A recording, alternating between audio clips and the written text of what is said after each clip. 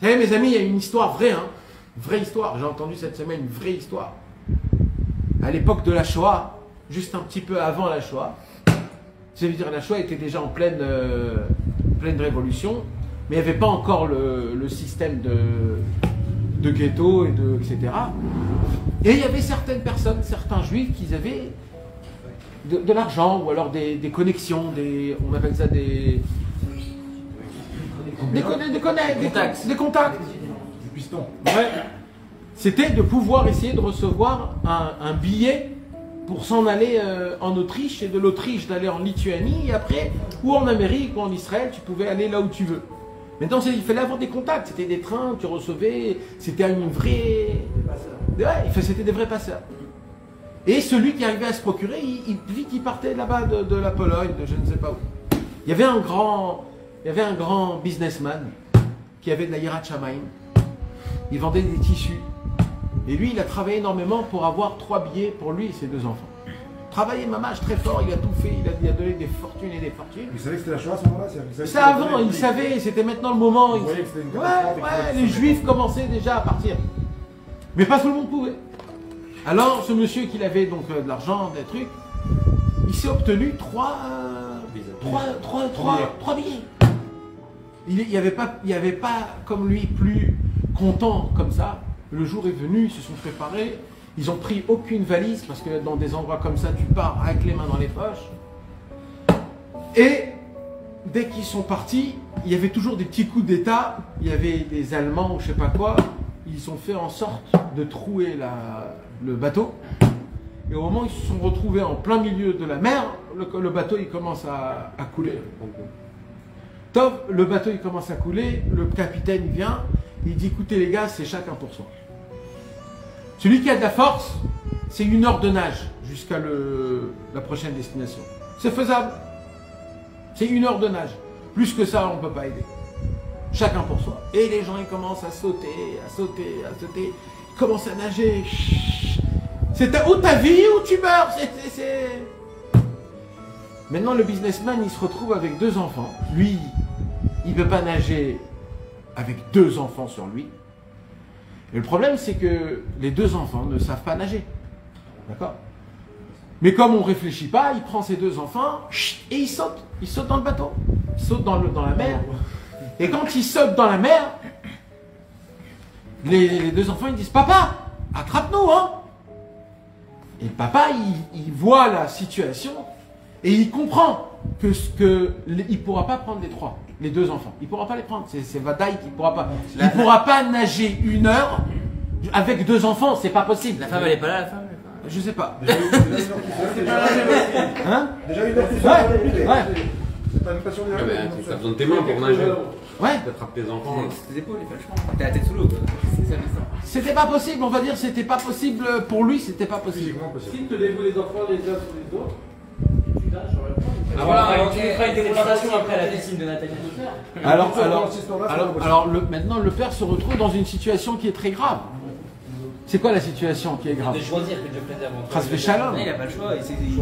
Même si lui il tombe, les enfants ils tombent et il est bloqué. Il n'a aucune solution en fait. Non, Alors, mais si. il te dit qu'il a une se battre. solution de... Non, c'est pas de se battre, Non, c'est de d'enchaîner. choisir de l'enchaîner. Ah non, mais alors qu'est-ce qu'il fait alors? Mais tu t'imagines que ça existe, ça?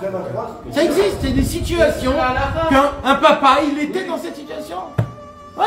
C'est la halakha. La halakha, elle en parle de ça. Elle en parle de ça. Qu'est-ce qu'il faut faire? Qui il faut choisir? Sauver sa vie. Et tu sais que tu peux arriver à Oui, mourir. oui, mais tu t'imagines en tant que père, Ras v'shalom, le choix. Là, c'est sauver sa vie et choisir un des enfants en plus. Le halim, c'est moi, il dit que tu peux prendre un seul. Oui. Un seul, il peut.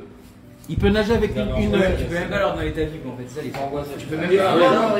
Nathan, Tu vas pas la faire. à chaque fois que tu me parles, tu lui dis que dans n'importe quelle situation, La suite, la semaine prochaine. à ce moment-là, Ah ouais, si, il te beau à ce moment-là, il n'y a rien à faire. parce que là, je m'en fous, je sais que je vais m'en fous de tes préceptes, de ce que tu me demandes, mais donne-moi la chance de pouvoir... Je vais te dévoiler un secret, Mika. Attends, la suite, la semaine prochaine. Je vais te dévoiler un secret, Mika. C'est pourquoi il faut faire Hitbod des doutes? Parce qu'on n'est pas connecté. Alors Hitbod des doutes, c'est se connecter. Mais dans des situations pareilles, tu es à un 100 milliards % connecté. Ce que tu penses, c'est de la hitbod des doutes. Ce que tu fais, ça sera ça la volonté d'Hachem. Parce que il n'y a pas plus proche que toi vers Hachem dans des situations pareilles. Mais le problème, c'est que je ne sais pas. Je suis dans le problème, donc je ne fais pas attention. Mais oui, t'es connecté, mais le monsieur, il ne sait pas. Alors, il est là.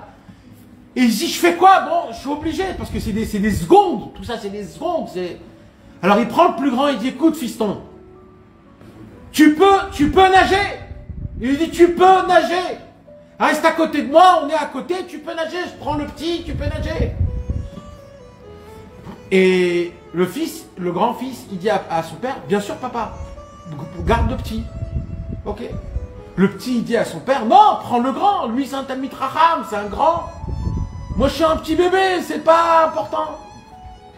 Le père, il dit, ok, je vais prendre le fils. Mais au moment où le père, il vient pour lâcher le grand, il lâche le grand pour aller nager, là le grand, il capte qu'il est tout seul et que son père le laisse. Et là il dit, papa, ne me lâche pas. Ne me lâche pas.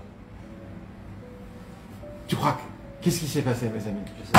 La vérité, elle est bien la fin ou pas? Tu nous as fait un pied dans l'eau. Une petite montagne de sable sous l'eau. Le père, il a dit, moi, je vais nager avec les deux jusqu'à que je meure. C'est ça. Et si eux, après, ils s'en sortent, sinon, plus que ça, je ne peux pas. Et tu crois que quoi? Eh ben, il est arrivé! Il est arrivé à destination! Les trois! Il fallait dire depuis le début, on a. Mais pourquoi je raconte ça? Pourquoi je vous fais ça? C'est quoi le Inyan? C'est pas juste que la Emouna. C'est que Hachem Yitbarach. Il te suit là où tu veux aller. Non. Quand tu es connecté, tu peux tout faire. Non. Hachem Yitbarach, le Dieu Tout-Puissant, c'est lui seul qui connaît nos propres limites. Nous, on croit connaître nos limites. Hachem, il dit, frère Jock, je vais t'apprendre qui tu es. Je vais t'apprendre le master que t'es. Je vais te surprendre. Tu vas être déterminé de qui tu es. Mais pour cela, je te demande pardon, mon fils que j'aime et que je t'adore. Pas de Jock. Non, mais si, parce que dans la rachamim, dans la bonté, nous tous dans la bonté, toujours kol hachaim kol hazman bezrat Hashem. C'est quoi? Qu'est-ce qu'il dit à Hachem? Il dit à Hachem, laisse-moi juste t'éduquer un tout petit peu. Laisse-toi t'emporter. Je vais te faire montrer combien t'es fort. Alors on demande à Hachem Yitbarach que ça soit toujours berachamim, vetachanunim et bechesed. Par le bon, par le bien, par le tov, par des bonnes choses, bezrat Hashem.